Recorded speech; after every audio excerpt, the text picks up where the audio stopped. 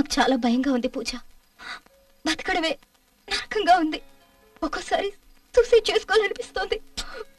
ఇంత పెద్ద ప్రపంచంలో నాకు సహాయపడేవారే లేరు. సంజన, దయచేసి అలా మాట్లాడుకో. పూజ, నేను ఎవరి దగ్గరికి వెళ్ళను? ఎవరు నమ్మాలి? నేను అనుభవిస్తున్న బాధ ఎవరితో చెప్పుకోను? ఆఖరికి చిన్నప్పటి నుంచి తెలిసిన నువ్వు నన్ను నమ్మలేదు. నువ్వు కూడా నన్ను నమ్మనప్పుడు ఇంకెవరు? ఇంకెప్పుడు నువ్వు ఇలా మాట్లాడుకో. నువ్వు చెప్పినవన్నీ నేను నమ్ముతున్నాను. నువ్వు చెప్పినవన్నీ నిజాలే. కానీ సంజన, ఒక విషయం. ఇంకా మాట్లాడేదేమైనా ఉందా? తొందరగా రా. వస్తున్నానండి. సంజన, ఒకసారి నాతోరా రా.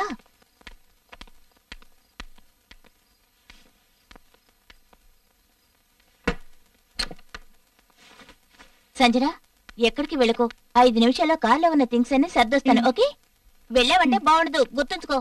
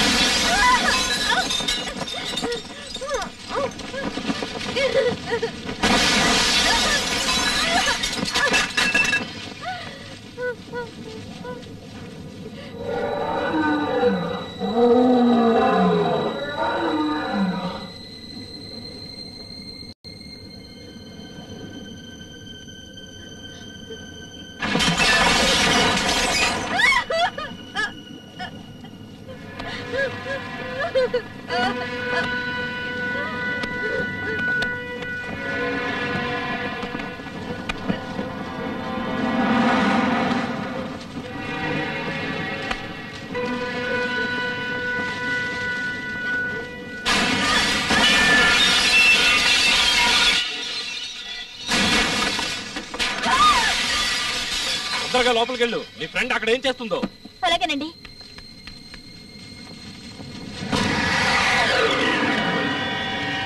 సంజన, సంజన,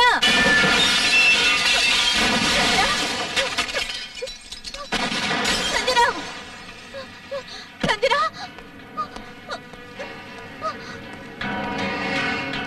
సంజన, సంజన, ఇది ఎలా జరిగింది? నువ్వు చూసావుగా పూజ? ఇదంతా చూసావుగా? నేను చేయలేదు ఇదంతా.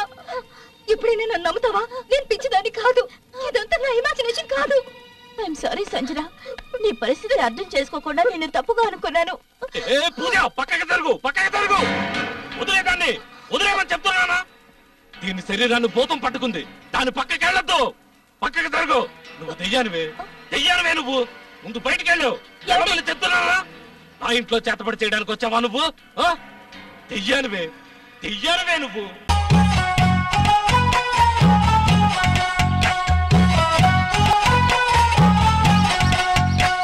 నువ్వేం మాయ చేసావో కానీ ఓ మనసా చెప్పమ్మాని సాన్ని క్షణం మాగనంటోంది వాణి మరీ చిలిపేది వయసు.